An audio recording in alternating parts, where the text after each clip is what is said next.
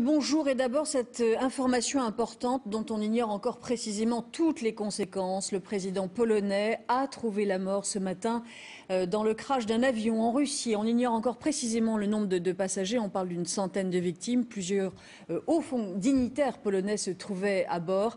Personne n'a survécu. Sylvain Lequesne.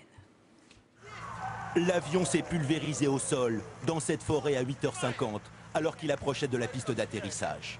Le Tupolev 154 du gouvernement polonais s'est écrasé après avoir accroché des arbres.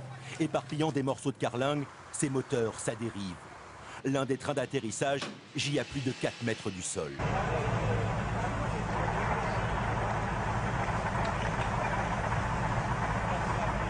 À bord de l'avion, le président polonais voyageait avec son épouse et une délégation composée de son chef d'état-major, du vice-ministre des Affaires étrangères, du gouverneur de la Banque centrale polonaise et de députés.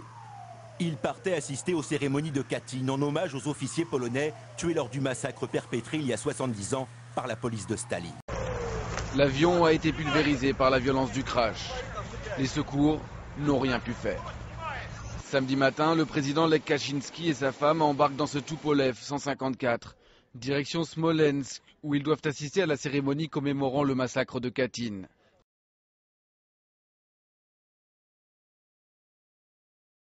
Il avait été acteur, un politicien très conservateur, un eurosceptique virulent.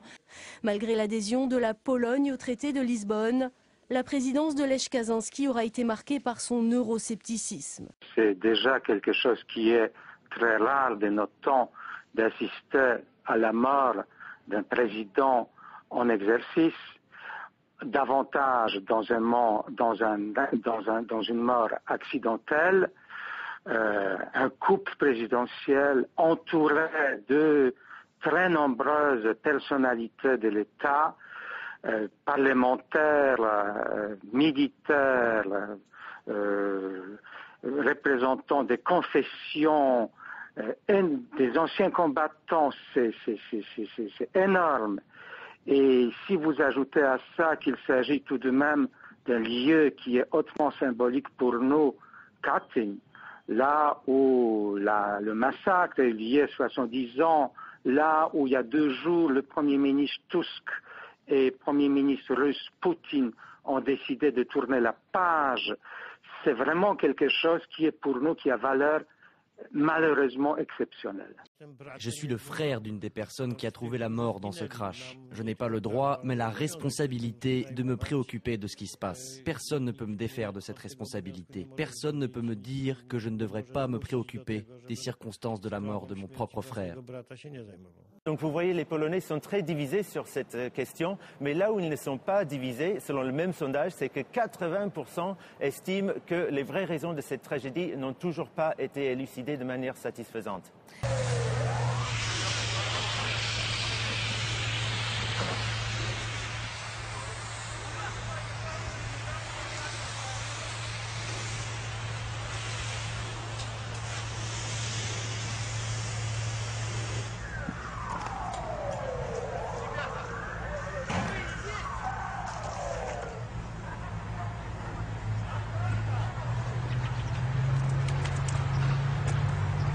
Justement, cette controverse sur le crash de cet avion, est-ce que cette controverse est fondée sur quelque chose de tangible ?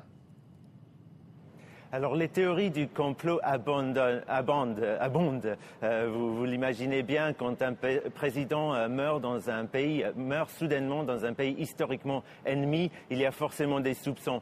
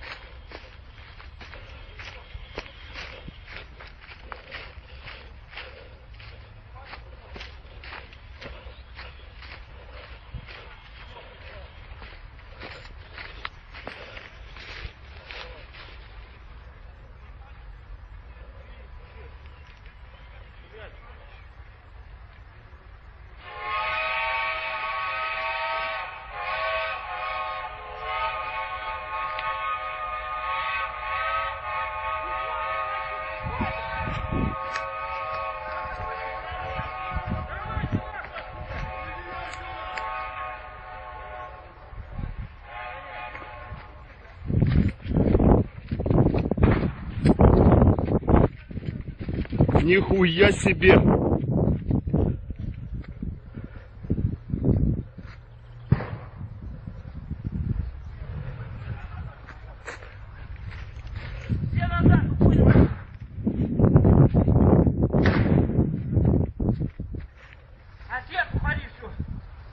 Нихуя себе!